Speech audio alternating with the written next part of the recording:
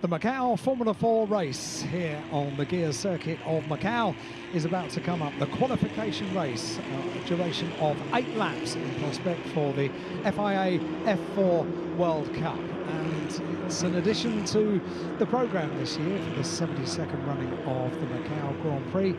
And it's a very welcome addition as well. We've seen Formula 4 cars around the Guia Circuit before, and we saw them on the first weekend of 2 weekends just a couple of years ago when we were celebrating the 70th Macau Grand Prix, and they are fantastic. Around the Guia Circuit at Macau, F4 cars are nimble, they're quick, and we've got young drivers, probably the youngest drivers ever to compete around the streets of Macau, and they have equipped themselves pretty well over the last couple of days, and they kept the Macau Grand Prix running over 2 years, 3 years, when we had restricted access to the event, and many people were working remotely for 3 years for the Macau Grand Prix. But the Formula 4 cars, they kept everything running for the Macau Grand Prix, and they did it to great effect. And now it becomes a World Cup for the FIA. It is the FIA F4 World Cup, and the cars are making their way out onto the circuit to form up on the grid as we speak. In the commentary box with me is David Addison, and we both agreed, didn't we? F4 cars, I think it was 2020 we saw them for the first time around the streets of Macau, are perfectly suited. They're perfectly suited because they're small, but they're quick, they're narrow, they're nimble. And they're perfectly suited because it's an international category these days. People still mourn the loss of things like the Formula 4 Festival when it was for career racing drivers, and you would have this end-of-season shootout where the best of the category would come from all over the world. I'm not for a moment suggesting this is anything like the Formula 4 Festival. What I am suggesting is that this is a brilliant idea to bring the best F4 drivers from around the globe where the category operates in different regions, and to put them all together. And where this also works as a very good concept, and it's an idea from the FIA single-seater commission president Emanuele Pirro, is rather than have lots of different teams with varying levels of experience of this circuit, one team, you're allocated a car, an engine, an engineer, and it's about as level a playing field as it can get. We have on the grid the Middle Eastern champion, the Central European Zone champion, the French champion, the Chinese champion, the British champion, and the Italian champion. We've only got 19 cars, and that's 6 champions already. Proof that it works. Well, absolutely right. When international drivers come from around the world to all have this sort of shootout event, this is the second step, if you like, over the course of this weekend, because this is the qualification race, and then they'll have the big race tomorrow on Grand Prix Day. But it is from all corners of the globe, champions coming together. And right, let's see who's the best then. We'll put you in equal machinery around an incredibly challenging, probably the most challenging circuit that you have raced on in an F4 car, and let's see who comes out on top. And don't forget, these drivers are driving on public roads for the first time, as in they're not old enough to have a driving license. That's a very good point. So although they've raced on circuits, if they've not been on a street circuit before, many won't, this is the first time they'll have any feel for a public road. Blimey, Macau at speed in a racing car, crikey. Do you get the feeling that there's a slightly dark, sinister side to Emanuele Pirro to make them go and do this, because it really is tough, isn't it? Absolutely spot on. First time that you're going to be driving on a road. He said to me last year, Macau is all about learning. Blimey, do you learn a lot in conditions like that, especially if you haven't even driven on the road before. Everybody in the same sort of car. They are Miguel M21 F4 chassis. They've all got 1300cc turbo Alpine engines in the back. The French Sporting Federation is here with an administrative role because it runs a similar Central Operation Championship. Mintimes, that runs the Chinese Championship, is the company operating the FIA F4 World Cup for us this weekend. With all the cars, as I say, centrally run, it has been a big success so far. And yesterday in the qualifying session, and indeed on Thursday in free practice, there was a group of drivers taking the best times, not one driver dominating, which has been really good to see. Finn McLoughlin, British champion, has had a bit of a torrid weekend. Better quickly get the story out of the way. He's 6th on the grid, but when he left the pit lane in FP1 on Thursday, he did not get as far as the next corner. Car ground to a halt, stopped the session, that was him done. We thought everything was good for FP2, and again, another problem. He did a series of laps into the pit lane, the car just would not perform. It got to the point where, because there was a spare chassis and a spare engine, he was allowed to have that. So for qualifying yesterday, it was a big, big improvement.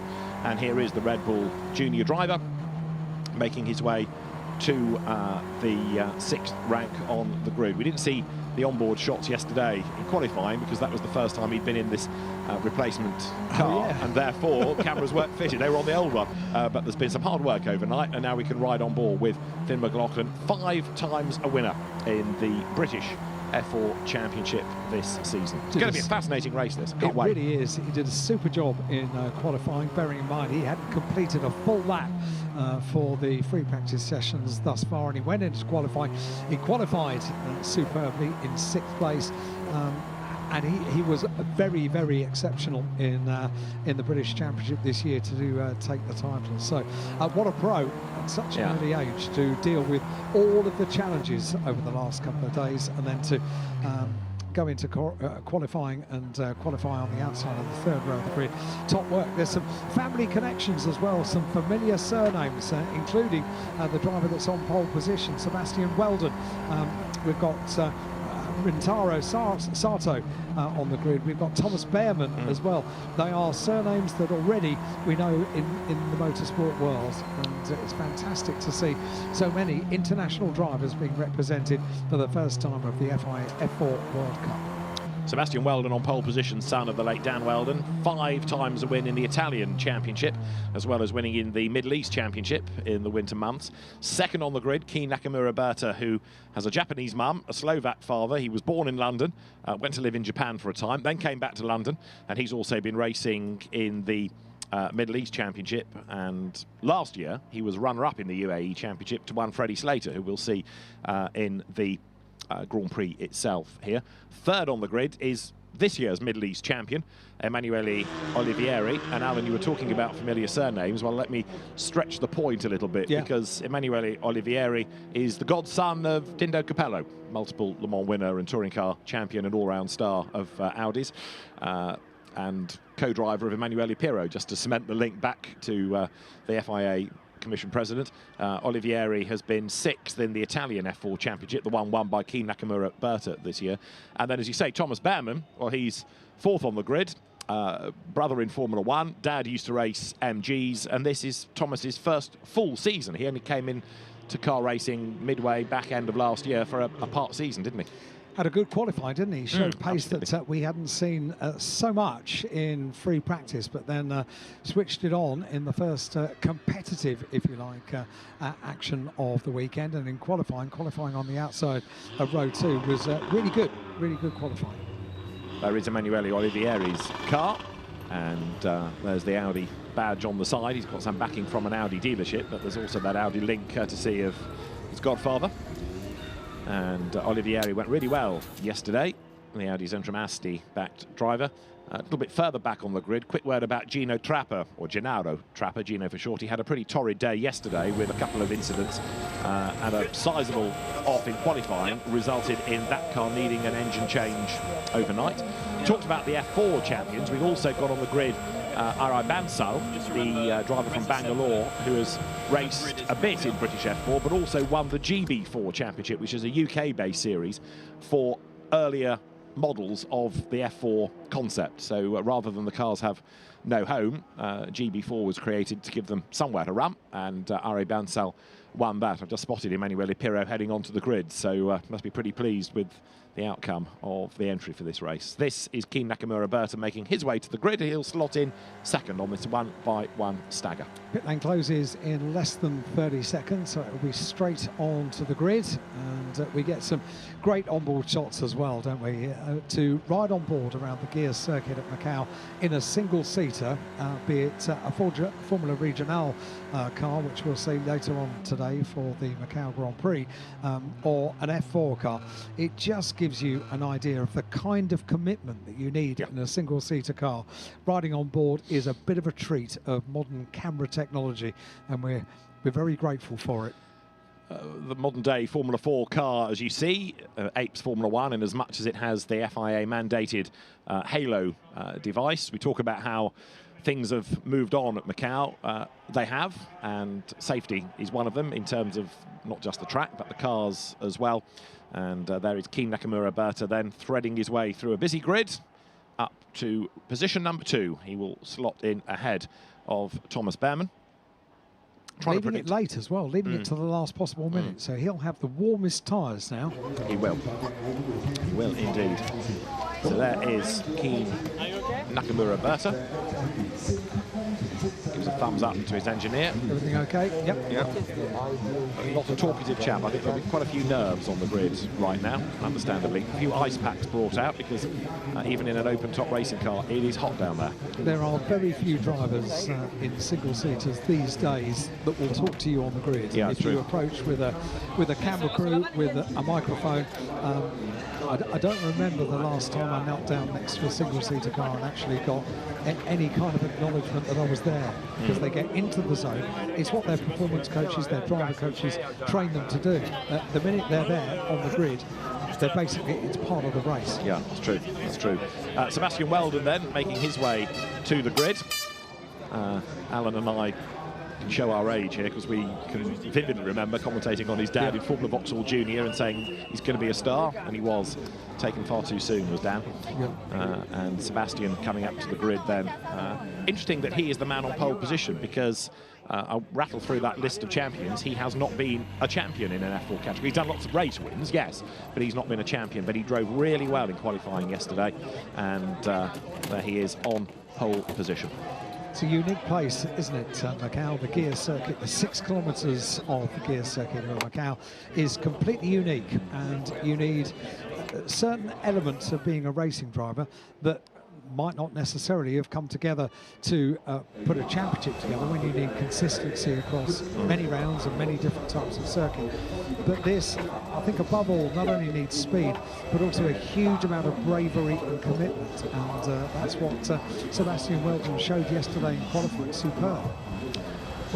He did indeed, and this was a driver that was quickest for a time, Emanuele Olivieri. That's Thomas Behrmann, who, as I say, has been a race winner in the British F4 Championship and comes from good motor racing stock, that is for sure. And having the blowers there to get some cool air on him, the umbrella to keep the heat off. There behind is number 3 of Thiago Rodriguez. Now, he has been an F4 champion, not this year, but back in 2023. He won the Chinese championship. He's also raced in the Macau Grand Prix, the Macanese driver. And last year he was in the Grand Prix itself for Formula Regional cars and had an accident on lap 1, but has bounced back. And so, over the course of the weekend, as the British F4 champion here, Finn McLoughlin. He's heading off to FIA F3 for next year, rather than Formula Regional. So, will we ever see him back at Macau? Many drivers compete in FIA F3 and then decide, hang on, I like Macau, I want to go back. So don't rule it out, Liz. Yeah. Well, I hope we do. But I also hope we see the best of him in the 2 races here this weekend. Let's see what sort of weekend he has, because, yeah, if you sample the taste of success here on the streets of Macau, you want it again and again. Yeah. After Finn McLoughlin, Rintaro Sato, who had a big shunt yesterday, son of Takuma Sato. That's Jules Roussel. Now, he's got a grid drop of 3 places for being involved in an incident yesterday with Thiago Rodriguez, but stopped the session. Rodriguez, I don't think, did lose his best time, because although he necessitated the flag, it wasn't his fault that the accident was caused. The officials couldn't really apportion blame either way, but Roussel was given a grid drop. That's Simon Zhang, Shimo Zhang, but Simon as he likes to be known. He's the Chinese champion, and that's the Central European Zone champion, the Argentine driver, Gino Trapper.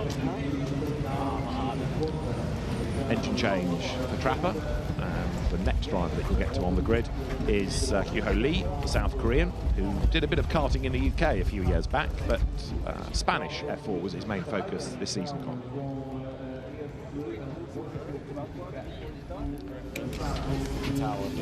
Kimi Chan is for number 61. He was a race winner within the Chinese championship this season. more and more young drivers adopting a Kimi tag to their names. Kimi Antonelli, you've got Kimi Chan, the next driver that you get to on the grid is another of the Satos. They're unrelated. This is Itsuki Sato, runner-up in the Japanese F4 Championship and a race winner in the Indian Championship, all of which just illustrates how popular F4 now is around the globe. It really is. It's why it was introduced. It has grown and grown. Commentating on the British Championship this year, I was just had a sort of a slightly nostalgic feel when I looked at the timing screens over the course of the year, because we have the flags of the nations that are competing on the timing screen, and I saw so many flags. It kind of took me back to Formula 3 in the 1980s and 90s in Great Britain, where so many drivers decided, okay, this is where I want to learn my craft, this is where I want to be, and drivers, Ayrton Senna immediately springs to mind, packs a bag, up sticks, sets up on a house share with Maurizio Gugelmin in Surrey, and does a complete year of British F3, and that's when the world first knew about him. And was a winner here. That 1983 Formula 3 season, first year Formula 3 was the category at the Grand Prix. So somewhere on this grid are Formula 1 stars of the future. And remember the names, because in a few seasons' time, they will be on a Grand Prix grid, no doubt. The grid is now being cleared. They will have one further formation lap before they are released into battle. And there, the drivers set ready to go. Keen Nakamura Berta for second on the grid, Sebastian Weldon for pole position. That is Emanuele Olivieri, pat on the helmet to wish him well, and another. And then he sorts out where his crash helmet should be. But it's going to be a really intriguing race, this. Let's have a look at the grid then, just recap who starts where. Sebastian Weldon is on pole position. Italian champion Keen Nakamura Berta, the British driver, lines up second. The Middle Eastern champion Emanuele Olivieri is third, ahead of Thomas Behrman and Thiago Rodriguez. British champion Finn McLoughlin goes from sixth, ahead of Rintaro Sato and Are Bansal. Jules Roussel with his grid drop seventh, ahead of the Chinese champion Simon Zhang. Central East European zone, Gino Trapper is 11th from Kyoho Lee, then Kimi Chan, and Itsuki Sato. Ryan Caretti is 15th from Emily Cotti, Marcus Chung, the Macanese driver, and 18th on the grid, the French champion Alex Munoz, who's had two big shunts this weekend, with Wang Zhuzhe rounding out the grid. There is a lot at stake. There's a lot to look for here. We're building this up, but it is, in quotes, only the qualification race. The results of this sort out the grid for the World Cup itself. But I love the fact that we have a Saturday of racing. So the way that we have a 4-day meeting for the Macau Grand Prix. Day one, free practice, and that's the time to get used to the circuit. For these young drivers, it's time to learn it and to feel it in the real world. So not just sitting in a simulator in glorious air conditioning. It's a bit different when you're dealing with the sunshine beating down on you and trying to stay as cool as you possibly can under an umbrella when you're down on the grid, but actually feeling the bump, feeling the undulations of the Guia Circuit here at Macau, which we say it all the time. These are the normal streets of Macau. On Monday morning, barriers are going to be lifted up. They're going to be put on the back of recovery vehicles, and they're going to be stored for another year. And there's nothing quite like actually being in a race car. So Thursday is about that. Friday is about qualifying, and then we get two races over the course of the weekend. And people wonder why I like to come to Macau in November every year.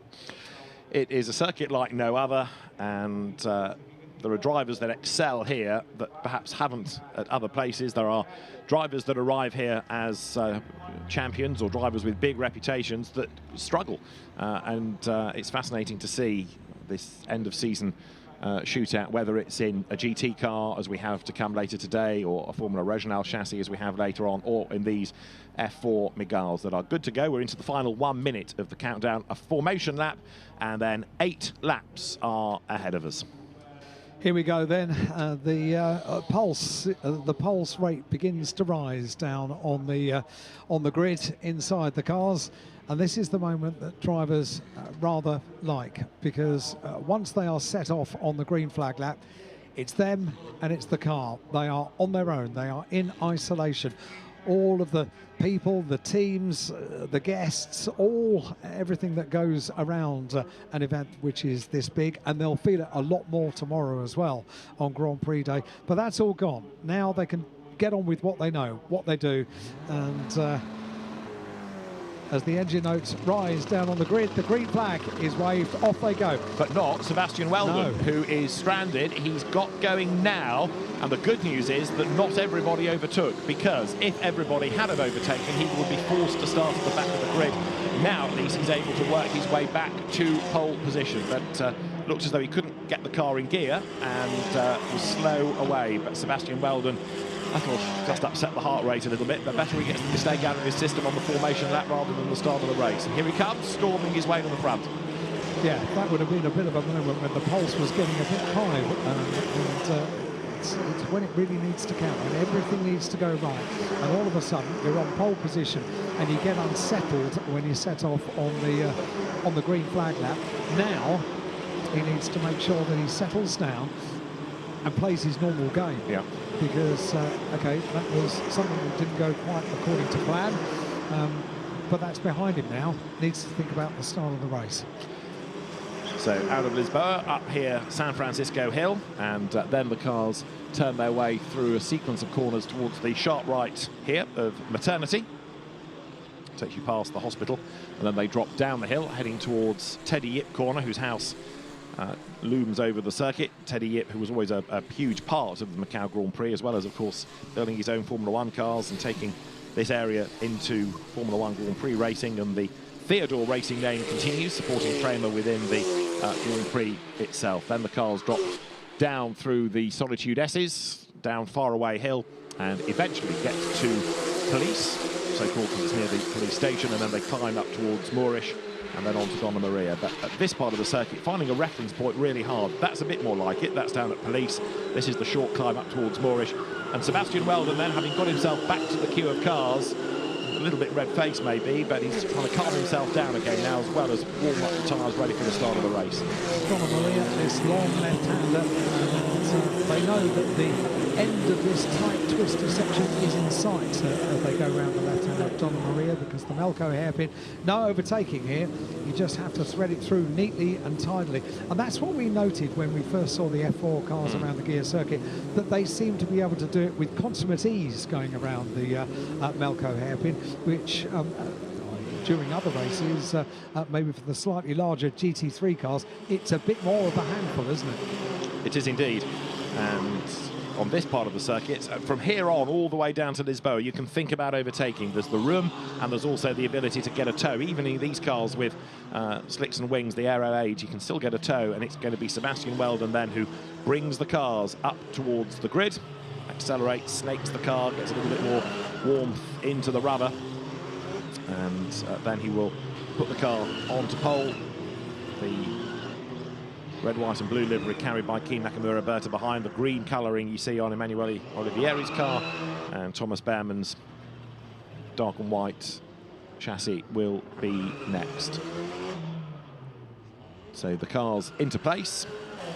There'll be that green flag at the back to say that we are good to go. It's going to be 8 laps for the first part, if you like, of the FIA F4 World Cup, the Macau Formula 4 race. This is the qualification race. Results determine the grid. So yes, you want to do well. Yes, you want a good result, but you need to finish, because if you don't, you're going to be at the back for tomorrow, and then the mountain is a very steep one that you've got to climb. The last driver into place is going to be Wang Yuzhe. Once he is there, we can get set for our first race of the weekend for the Macau Formula 4 race in the FIA F4 World Cup. Here we go then, the final car forms up on the grid, and then we'll wait for the green flag to be shown at the rear of the grid, and then the countdown is on to get this race underway. Our first single-seater car race of the weekend. It is for Formula 4, the FIA F4 World Cup. 5 lights on. Out they go, the race underway. Good start off the line from Sebastian Weldon. So too from the outside of the road for Keen Nakamura Berta. But a very, very good start indeed for Oliveri from the second row of the grid. really good off the line, and now already having a look at Weldon for the lead of the race. Yeah, Nakamura Berta bogged down slightly. Olivieri up into second, and he's having a go for the race lead on the outside, coming into Mandarin. This brave, and he's done it right round the outside. Oh. Fantastic effort. That is a brave, brave man. Emanuele Olivieri then is the race leader for second place. It is Weldon on the inside. It's Nakamura Berta on the outside. Finn McLaughlin's up to fourth already. Can they all get through Lisboa? No! Weldon's gone. Nakamura Berta has gone. Both of them outbreak themselves and go wide. That's going to put McLoughlin up into second place, potentially. Keen Nakamura Berta, the Italian champion, is in the wall. And he's not the only one. That is a disaster for him as Emanuele Olivieri leads the way as he wriggles his way now up towards maternity. The front row of the grid is nestled neatly in the barrier down at Lisboa. Unbelievable. Sebastian Weldon and Keen Nakamura Berta as we look back at very, very disappointed drivers that now know what lies ahead tomorrow. A difficult race is the answer. Both of them from the front row of the grid. Oliveri, great start from Oliveri, and that other story which is emerging is Finn McLaughlin's race. Yeah. These are headline stories in the writing here. Well, the drivers need to be out of the cars. I'm waiting to see whether we get a safety car, which I rather fear is on its way, but for now it is Olivieri ahead of McLoughlin, and a drama in the background, another one in the wall, two in the wall, in fact. So that's at Moorish, and we're definitely going to get the safety car now. One of those, I reckon, the nearest one to us is Thiago Rodriguez. Was that Behrman that went as well? I think it might have been, yeah. Right, safety car deployed. Safety car is deployed, to nobody's great surprise. And you put young drivers then, all keen to impress, under a big, big amount of pressure. Safety car deployed, and the survivors will come through at the end of lap one. Emanuele Olivieri leads from Finn McLoughlin, and I reckon up into third place now is Rintaro Sato. This is an amazing story, an amazing journey for a first Macau for Finn McLoughlin. He didn't complete a lap in free practice 1. He didn't complete a lap in free practice 2. Not his fault. The car wasn't working. A mechanical problem with the car loomed in FP1. We didn't find out what it was, but they thought they had resolved it. Clearly they hadn't, because he wasn't able to complete a lap for FP2. Went straight into qualifying yesterday, having not done a full lap around the Guia Circuit here at Macau. And now he finds himself in second place behind the safety car. Wow, what a journey. There's the replay of the first incident. Weldon understeering out wide, Nakamura Berta understeering out wide as well. That does look like Thomas Behrman's overalls in the background, clambering out of his car. And confirmation that he has not been through. We've lost Gino Trapper somewhere as well. So two incidents we're aware of, but Gino Trapper is not shown on our timing display, having not even got through the first sector. Now, I thought he was on the grid. I'm sure we saw him on the grid. Maybe he's got a transponder glitch, or maybe he was very slow off the line and didn't get as far as the first sector at Lisboa. Anyway, there's quite a lot of clearing up to be done. So we started with 19 and 14 are still circulating. That sums up Macau, doesn't it? We haven't had the onboard shot as a car is lifted before, and I rather like it. And you can see just how quickly they're able to pick these cars up, pop them on the recovery vehicles, and then the teams can begin to look. Right. Now this is on board with Keen Nakamura Berta from the start. Not a great getaway, and he's already been jumped by Emanuele Olivieri. That's Thomas Behrman in 87. Behind to the outside line goes Thiago Rodriguez.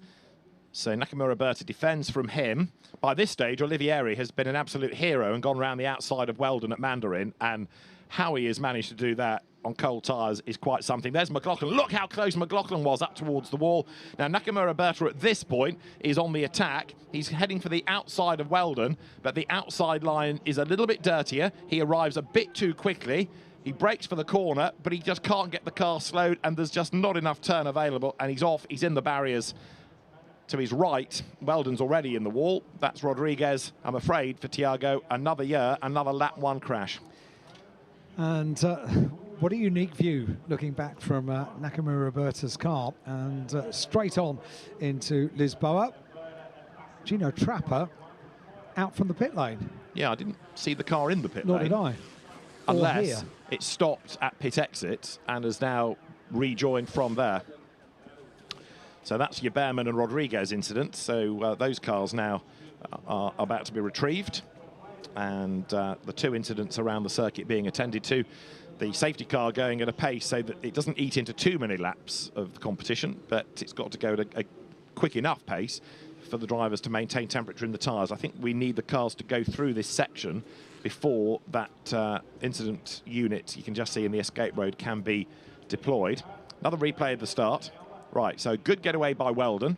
Not a great start by Nakamura Berta, but all eyes at this point on Emanuele Olivieri. They're in second place in the green and white car because he gets into the wheel tracks of Weldon. He gets a tow and moves to the outside, heading down towards Mandarin. Now, common sense says, don't bother to try there, but Olivieri goes round the outside and comes out in front there, right up against the wall. But that was a mega move. Hugely brave, wasn't it? Absolutely superb start, and very, very brave indeed.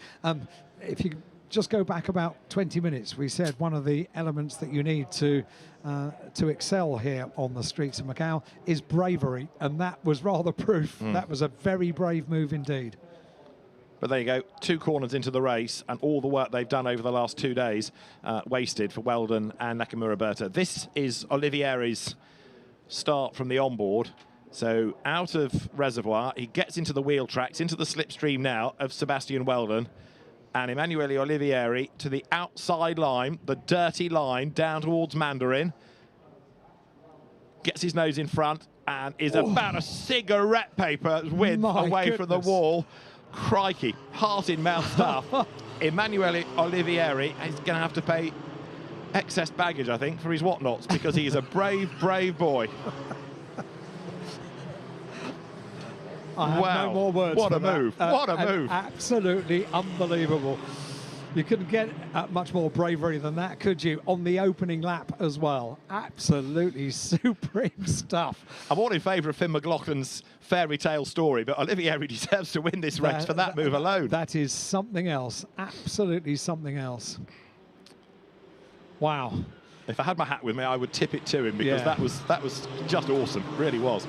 Other people that have benefited out of all of the dramas of the first lap: Rintaro Sato up to 3rd, Jules Roussel is 4th, bearing in mind he started 9th with his grid drop. Simon Shang is 5th, Ari Bansal is in 6th place. And how about this? Alexandra Munoz, 18th on the grid, is up into 10th. That's pretty good, isn't it? Wow. So already stories have unfolded. This is an 8-lap race. We are on the second lap behind the safety car as we head down towards the right-hander at Lisboa, and this is on board with Olivieri, and another view of what was a mighty, mighty move on the streets of Macau.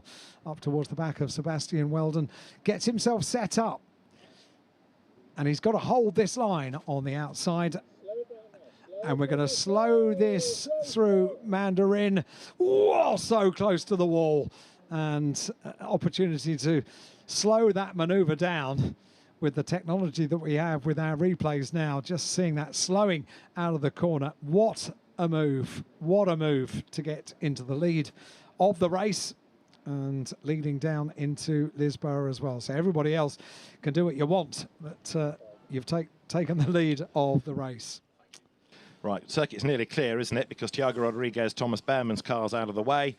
It was Behrman who was the first one into the barrier, and then Rodriguez came around the corner and sort of tripped over him and put himself in the wall. So frustration continues for the Macau driver, Thiago Rodriguez, here.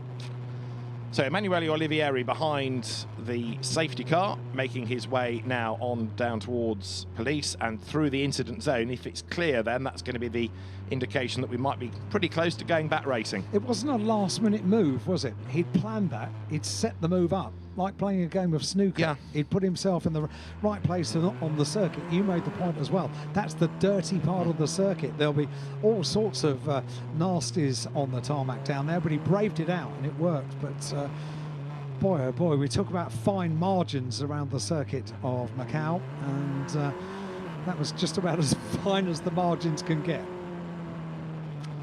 So behind the BMW safety car, the safety car coming in this lap. So we're going to be back and racing. This is very, very good news indeed. I think it was a good idea to have the Formula 4 cars here this year. Well, you and I have always been sort of quite keen on them, haven't we? Big fans. Ever since they were the main category for the Grand Prix. And perhaps we're lucky because we see them regularly in the British Championship and on our foreign jaunts at the end of seasons. We see other championships as well, but it proves how good a category it is that the Formula has been so successful globally. So down they come now through the approach to Black Sands. And Olivieri, I think, has pulled the pin all ready to go, hasn't he? So speed building, here we come, ready for the resumption of the race. Here we go, we're about to get things back underway for the FIA F4 World Cup and the Macau Formula 4 race around the final corner up towards the line. And Olivieri leads the field across the line down towards the scene of that incredible move down at Mandarin on the very fast run, on board with Finn McLoughlin in second place. And let's see how close he can get when they get down towards Lisboa. A little puff of the tyre there for the race leader, for Olivieri, through that Mandarin corner on the cleaner part of the circuit this time. But Finn McLoughlin is having a look, isn't he? He's all over the circuit, all over the back of the leader, side by side on the way down into Lisboa. Slots in behind, but Finn McLoughlin can sense a victory here. From 230 kilometres an hour through Mandarin to 80 kilometres in second gear to Lisboa, McLoughlin was in the wheel tracks. Very good defensive driving then by Emanuele Olivieri as the cars now make their way up the hill. No yellow flags as far as we know. McLoughlin is all over Olivieri like a rash then as the cars wriggle their way up towards Maternity. In third place it's Rintaro Sato, and side by side nearly McLoughlin sticks his nose up the inside. He is absolutely determined this is going to be his race win. Olivieri is going to have to make that the world's widest Miguel to keep him at bay. Finn McLoughlin then, having not turned a lap all day on Thursday, second place, fighting for a win. Brilliant. Can I breathe again? My goodness, you don't often see a single-seater having a little nose so close to the race leader on this tight and twisty section, but Finn McLoughlin is showing his intent, isn't he? Around Police, up towards Moorish they go. The top two have got a good gap, so the two of them can work away together, and they have broken away from the rest of the field. Lisboa is your chance to overtake because of the toe you get, and the move has to be teed up from the exit of this corner. So here they come now, up towards the hairpin, and if McLoughlin gets a good run off here, he can sit in the wheel tracks. He's almost given him a shove round the corner, so close did he get. Come on, he says. And actually that's hurt McLoughlin. He's fallen back by a couple of lengths, so he's now got to do the hard yards all over again as they come back down towards Fisherman's. And you're right to say the exit from Melco Corner is absolutely vital to setting up a manoeuvre, and Finn McLoughlin has had to rectify the mistake. He's nowhere near as close to the back of the race leader as he was, but he's pulling it back in, isn't he? He's reining in the race leader. He's once again showing his intent, planting himself on a different part of the tarmac to let Olivieri know he's still there. The Red Bull liveried car in second place once again is mounting the challenge. So nose to tail coming out of Reservoir. Rintaro Sato third behind them. The black car is Jules Roussel. The pink and white livery is Simon Zhang. The yellow colour of Are Bansal. And McLaughlin's move for the race lead is on now because he's in the wheel tracks. He gets a toe. Is he going to be able to dive to the inside as they get down towards Lisboa? He's just a little bit too far back, and he does not need to do a full send here and risk going off when a front row for the main race tomorrow would suffice. So the move is being made against Are Bansal by Rayan Caretti, and he goes through nicely in the blue car on the inside. Certainly does, as the leaders turn up through San Francisco Hill, and this time much further back is Finn McLoughlin. That little tap, and I'm pretty sure there was a little tap coming out of Melco, may have cost. I hope the front wing isn't damaged, because they're going to need a front wing to be absolutely doing what it does around the streets of Macau. Let's hope not, because they are pretty vulnerable, aren't they? And Alexandre Munoz, in his rebuilt car, I'm afraid, has pitted. He was going quite nicely into the top 10, but problems persist for the French champion. So he is out of the contest. Seemingly, he's going to have to start towards the back in the main race tomorrow, as the cars now accelerate again from Maternity down through the Solitude S's towards Faraway Hill. That's Sato, that's Roussel, and up behind Jules is Simon Zhang. And what about the gap between the leaders? Well, it had gone up. Olivieri doing an absolute best second sector, but McLaughlin's on his toes again to bring the gap down by doing an absolute best third. And so now as they go through police, Olivieri does look like he's got the measure for the moment, but we are a long way from the checkered flag. Let's hope that Finn McLoughlin can get a better exit from Melko and not be held up too much on this occasion, because that was what cost him. You made the point. You need a good exit from Melko on the run down towards Black Sands and Fisherman's. That sets you up. And oh dear, oh dear. That's Emily Cotty, I think, isn't it? Number 42, possibly. So, yes, it is, who was in 12th place. She had a crash on Thursday, and that car is tantalisingly close to an escape road. So, if only, it could be just pushed and pulled, we might have the road clear. So here they come, Olivieri leading McLoughlin. Sato is catching back up in third place as they come down now to the end of lap number 5. The leaders go through, and Emanuele Olivieri clearing the race lead. In second spot, Finn McLoughlin. The gap between them as they go over the stripe is 1 second, in fact. So I think Olivieri is just extending. He's done the fastest lap of the race now at 2:25.6. By 6/10 of a second. It was 0.4 of a second on the previous lap across the line, the gap between the top two, and that has extended by 0.6 of a second, 6/10, and it's over 1 second now between the top two. However, Finn McLoughlin has been really good on this part of the circuit, down through Mandarin and down on the run towards Lisboa, but not close enough to have a challenge. Not so for the third place battle. Sato having to look very much in his mirrors for Roussel, and Roussel has this time put in the overall best first sector of the race. Not surprisingly, the race leader on that last lap has just put in the overall best lap, a 2:25.606. Now, we were querying whether Finn McLoughlin hit the back of Emanuele Olivieri. This is going to answer the question. They turn into the corner, and Tap certainly does give him a knock. Not deliberately, but Finn McLoughlin just a bit keen on his toes, and that's slightly affected him, actually, the bite a bit in a sense, because he's dropped back as a consequence. Agreed, and we thought there was just the slightest of touches, and there was, and good work by Olivieri. Confirmation on the timing screen. We've got the yellow flag down at turn 14 for Emily Cotty's car, and yeah, Olivieri did well to hold that, because that would have been a bit of a surprise knock, I would have thought. Well, indeed. So they go through that zone. The car's well off line, actually. It's barely seen on the camera as the cars go through. So you've got Olivieri with McLoughlin trying to catch back up again, and he's brought the gap down in that last sector by a couple of tenths. Then the car's now make that run again into Donna Maria. So we're currently working lap number 6, and Finn McLoughlin getting away once more from Sato, Roussel and Simon Zhang, 3rd, 4th, 5th, and edging closer to Emanuele Olivieri. He's close at the hairpin, but actually the gap stretches on exit, doesn't it? McLoughlin later on the brakes, but then he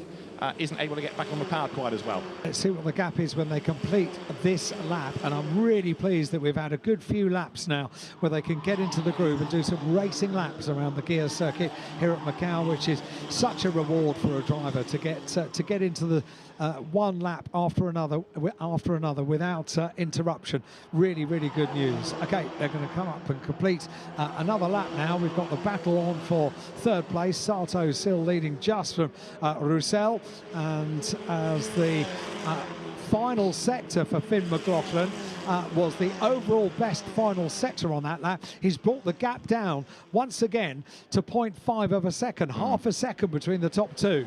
And Roussel here is on his toes to get past Rintaro Sato for third place. Finn McLoughlin on board then, trying to get a toe. He's not quite close enough, but he's in the wheel tracks coming down to Lisboa. Again, in a lot of this, it's knowing when to hold and when to fold. It's better to be on the front row for tomorrow than in the wall, and McLoughlin thinks about the inside line. Scrabbles round the corner, gets away with that. You can see the commitment is there, but McLoughlin is just staying the right side of the drama. Sensible stuff, because that could have gone horribly, horribly wrong. And you just wonder how many thoughts were going through his head. Hang on, if I do this, if I stay here, I'm going to be on the front row for the Grand Prix tomorrow, and that's the big one. Or I could be a hero today. No, okay, slot in behind. Exactly. Just one other thing quickly to get out of the way. Arai Bansal in 7th. Rintaro Sato in 3rd. They're both going to be investigated after the race for possibly being out of position at the first safety car line. So they may end up with a penalty. It's going to be looked at. McLoughlin here then, turning his way down through Faraway Hill, heading towards turn 14, where Emily Cotty's car has now been cleared because they've got a green flag down there, which is all good news.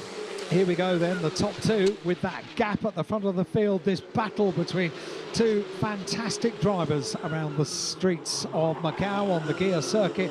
Olivieri leads from the Red Bull livery British champion this year in British F4, certified by FIA, of course, the championship. And around Donna Maria, the long left-hander, up towards the Macau hairpin, seen a couple of laps ago of a little tap between the two of them, between the top two. And Finn McLoughlin knows now, keep a little distance between the two of us, because I think it worked worse for Finn McLoughlin than it did for Olivieri. Olivieri responded very well to getting an unexpected tap, but Finn McLoughlin, I think, has taken 2 or 2.5 laps to recover from that, but now he's back where he was, right on the tail of the leader. And he is going to come through then in a moment to complete lap number 7. 1 lap to go. Emanuele Olivieri, I think, has driven a great race. So has McLoughlin, and it really sets us up nicely for the battle tomorrow, assuming they survive the last lap. Third is not yet settled, is it? Rintaro Sato ahead of Jules Roussel as they go by. The next pair, Simon Zhang from Ryan Claretti, Bansal, Chan, Lee, and then Itsuki Sato round out the top 10. Right, Finn McLoughlin, is this going to be the lap on which you become race leader, or the lap on which you decide that the front row is a better option rather than making a bid for the lead? It looks as though he's a fraction too far back. Third is closer, isn't it? Roussel has not given up in his quest to get past Sato. McLoughlin feints to the inside line. He's not going to make a move, but Roussel does try on the outside of Sato, and it doesn't pay out. There's no need to be a hero, is there? Not today. Absolutely no need to be a hero today. Tomorrow will be a completely different story, but I think Olivieri at the end of this race is going to be a hero. A superb move at the start of the race for the lead of the race. And McLoughlin is a hero already. Doesn't need to do anything risky, doesn't need to do anything for the top step of the podium. All of that can come tomorrow. So the race leader, Emanuele Olivieri, then just ahead of Finn McLoughlin. Now there is one other opportunity for McLoughlin, and that is coming down towards our bend on the last lap. We have had the Grand Prix decided that way in the past, not necessarily by the drivers that thought they were going to win it, but it has been doable. And McLoughlin, again, I suspect he's too savvy to risk everything for that, when tomorrow is a different story. Emanuele Olivieri then is the race leader, and the first time we've had an FIA badged F4 World Cup race. He is the driver, not only that he's in the lead, he's also done the fastest lap of the race, a 2:25.6, and that against a 2:24.7 as the F4 lap record sets 2 years back by Arvin Lindblad. Through Donna Maria, they have gone up towards the Macau hairpin. Scene of that little touch early on in the race between the two of them, but everything neat and tidy. And you're looking back at potentially a race winner at Macau. McLoughlin hits the wall. From second place, McLoughlin hits the wall.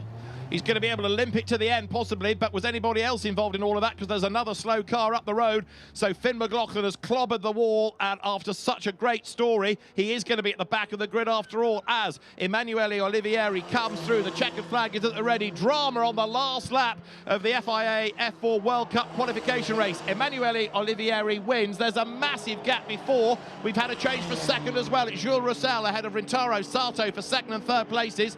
Fourth is Claretti, fifth is Bansal, sixth it is Kimi Chan, seventh is Kyuho Lee, and we wait and we wait and we wait for anybody else. Coming up for eighth place then is the battered car of Simon Zhang with the right front corner completely broken. He was the other driver involved. Ninth, Itsuki Sato, 10th is Marcus Chung, 11th is Yuzhe Wang, and Finn McLoughlin has not got to the end. McLoughlin is going to end up being classified 12th and put himself on the 6th row of the grid. And there is the story. Finn McLoughlin in the wall, and he cannot believe it. What a character-building weekend this is proving to be for the British champion. Oh, he drove such a race. And I thought he was doing everything absolutely right. Yes. Keeping out of trouble, staying up there, and he knows that's on him. Frustration. Absolutely. Utter frustration. He cannot believe it. He cannot yet sink in as to how he has made that mistake. Finn, we feel it with you because he drove a super race. And the way they went down to Lisboa, you knew that he had decided, OK, this is good enough. All I have to do is hold it all together for this final lap. Second on the podium today. And then I'll be on the front row of the grid tomorrow. It's not over till it's over. Something went wrong. Yeah. I'd love to see the replay of that in due course, because sure Finn McLoughlin has thrown away a second place in that race, and he's made life very difficult. Not impossible, but very difficult for tomorrow. So we knew it was going to be a good race, and it was a good race, really dramatic. And I don't think we expected a finish quite like that. The other car that was involved, we saw another slow car, Simon Zhang, the right front corner, completely smashed on that. He was able to drag it to the line. So there is Emanuele Olivieri. And let us see here, Finn McLoughlin. This is on board then, so he comes down to the Melco hairpin, brakes, turns in. Behind him was Sato and Jules Roussel battling, and he gets hit, doesn't he? There's a whack in the back. So McLoughlin is hit, and then he accelerates, and there's something that's possibly broken because suddenly he's weaving from side to side, and then he ends up in the wall. Here it is from the outside. Now, how on earth does he get hit in the back? There's nobody near him. So he comes through the corner. Oh, he hits the barrier. He hits the barrier. That's where the whack comes from. So, yeah, he's hooked the right rear wheel on the Armco, and that's where the suspension is broken. That's why it won't go in a straight line. Oh. And there is Finn McLoughlin. Well, that is a very rare incident at the Melco hairpin, because normally people take a really wide arc around it, but McLoughlin just hooked that wheel around the Armco, as you saw. That broke the rear suspension. That accounts for why it wouldn't go in a straight line. Well, he possibly could have nursed it to the end, but he ends up in the barrier, and Finn McLoughlin out of the race, out of the car. Wow. This is one story that keeps on giving. 2 moments of drama for Finn McLoughlin during that race, and both of them came at the Melco hairpin. Goodness me, I don't remember seeing that at the on the barriers on the inside of Melco hairpin. Don't remember seeing that. I can't think of an incident like it. I mean, you've been here many more years than me, but that is a first, I think. I feel so sorry for him. Goodness me. Yeah, I wouldn't go near him with a microphone just yet. You see, that's the difference between you and me. I'd like to. Yes, I'd like to hear the thoughts, but I think they might be monosyllabic for a while. Well, Emanuele Olivieri deserved that win because he drove a very good defensive race, but that move round the outside, don't forget, when he took the race lead on the opening lap of the race, on cold tyres, he was doing 230 kilometres an hour in 6th gear. That's brave. Complimenti Emanuele. Emanuele Olivieri then is the race winner. He goes to the technical area, the weight check. Let us forever remember that move on lap number 1 by Olivieri. That was something else. I think the corner needs renaming, frankly. I would like to know just how close that was to the barrier. Yeah. Yes, it's known as Mandarin after the hotel that used to be there. But it's going to have to be renamed, I think, after that move. That was quite something. Oh dear. Goodness me. It's emotional, isn't it, the Macau Grand Prix? For so many different reasons, and these young drivers, it's where they get the chance to experience the highs and lows with the eyes of the motorsport world upon them. And what it feels like to be a winner at Macau is just being experienced for the first time by Emanuele Olivieri. And if you want to know what dejection feels like, it's just the other side of the Melco hairpin. Dear, oh dear. So we might get a chance to hear, I think, from Emanuele Olivieri. And the drivers are down there in the Parc Fermé area. Helmet off. Emanuele Olivieri, the driver that was the Middle Eastern champion at the start of the season. Helmet off, balaclava off. Alex Legui is ready to have a word with our race winner.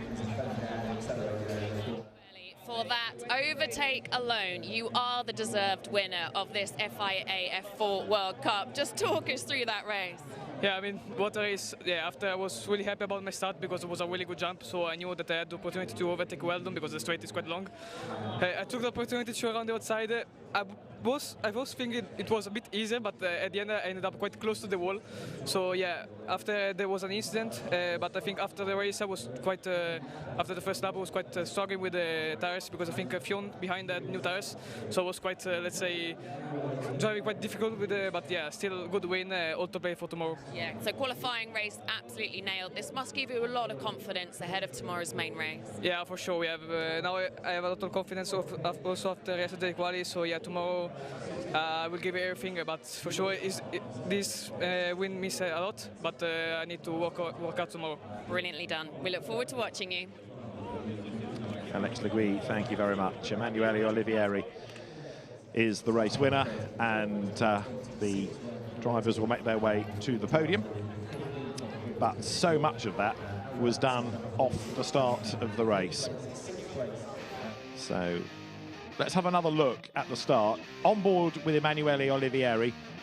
I'll say it again, that he's on cold tyres, speed building, they go through a reservoir, and now the move against Sebastian Weldon comes. Now, speed is building all the while, but this is cold tyres, 6th gear, 230 kilometres an hour.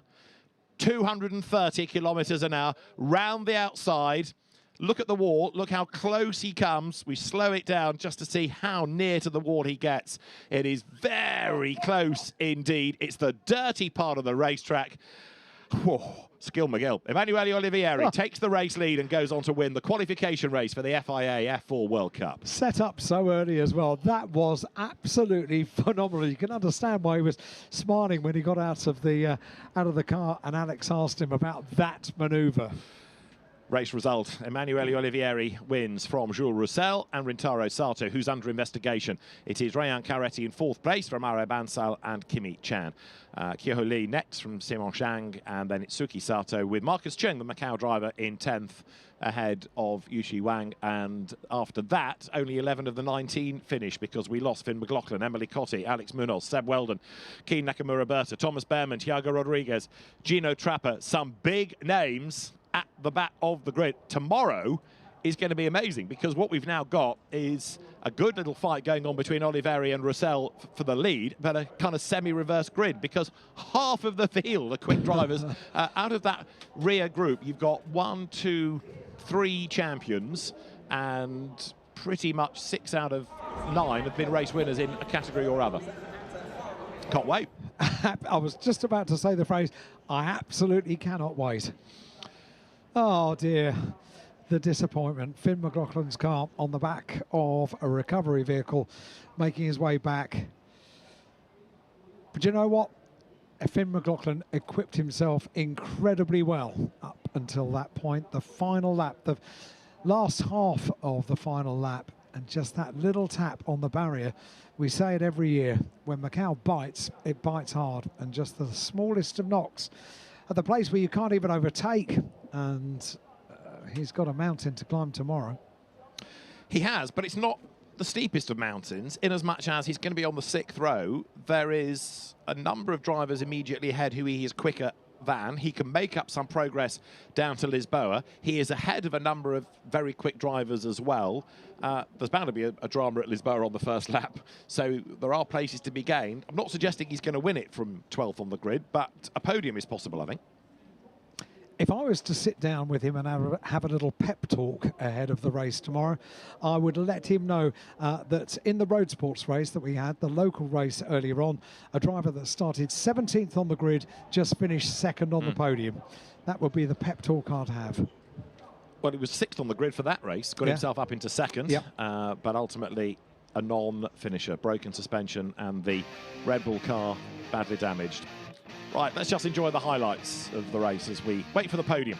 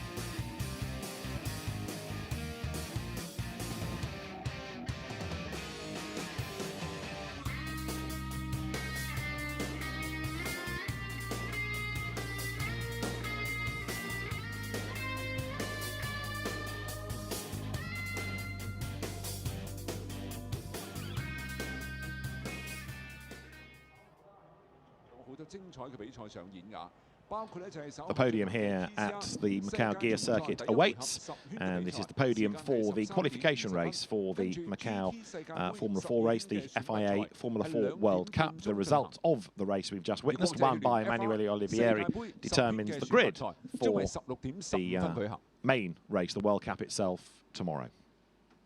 So the Senior Vice President or Head of Resorts Operations Macau of Melco Resorts and Entertainment, Scott Tang, will be brought to the podium in order to present the trophies. The Melco Trophy Queens arrive onto the podium as well, and very shortly the Macau Circuit team will look after the podium presentations. Hello, ladies and gentlemen. That will be welcome for back Rintaro to Sato our third, Jules Russell second, and race winner Emanuele Olivieri. Now it's time for the Macau Grand Prix Formula 4 race, FIA F4 World Cup qualification race. First of all, please welcome our winning drivers. The second runner-up, number 30, Rintaro Sato from Japan. And the first runner-up, number 7, Jules Russell from France. And the winner is number 68, Emanuele Olivieri from Italy. Congratulazioni.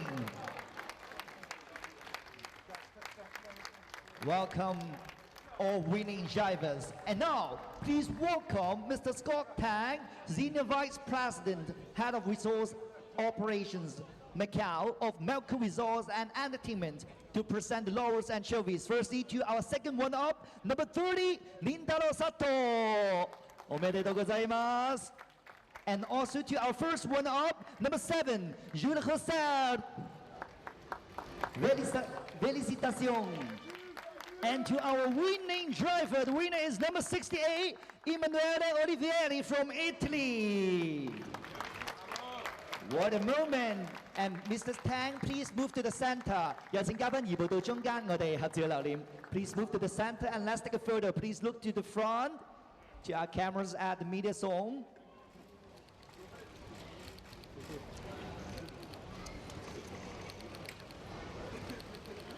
What a moment, and the podium is yours. Thank you, Mr. Tang. Thank you, and would all the winning drivers remain and move to the top of the podium. Let's take one more photo, please.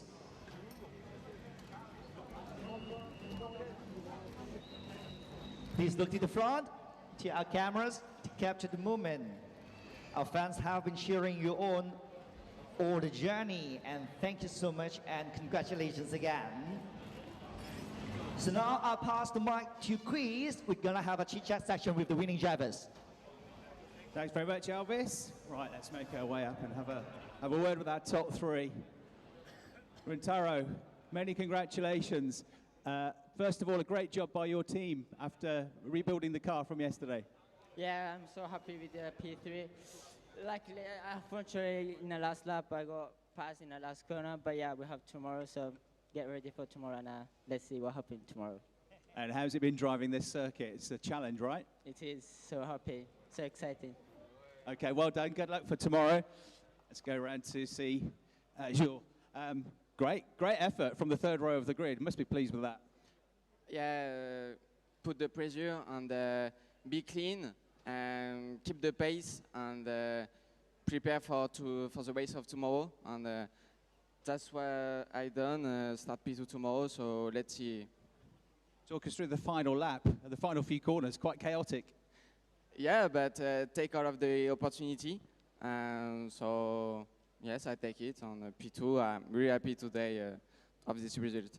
Excellent result, well driven. And our race winner, Emanuele, fantastic. What a start you had. So brave around Mandarin turn 2. We're on the outside to get the lead. Yeah, it was quite a good start, to be honest. Quite a good jump, so I knew I had quite a good opportunity to overtake Weldon. I thought T2 was easy flat also around the outside, but I ended up quite close to the wall. So it was quite a risky move, but yeah, after I just had to manage my tires, it was quite slippery around. So yeah, just bring it to the checkered flag, but yeah, all eyes on to tomorrow. And some pressure from Finn for the last half of the race. Yeah, Finn was so close to me. I don't know if he had new tires, but I was quite worried because he was, I think, faster. But at the end, I don't know what happened to him.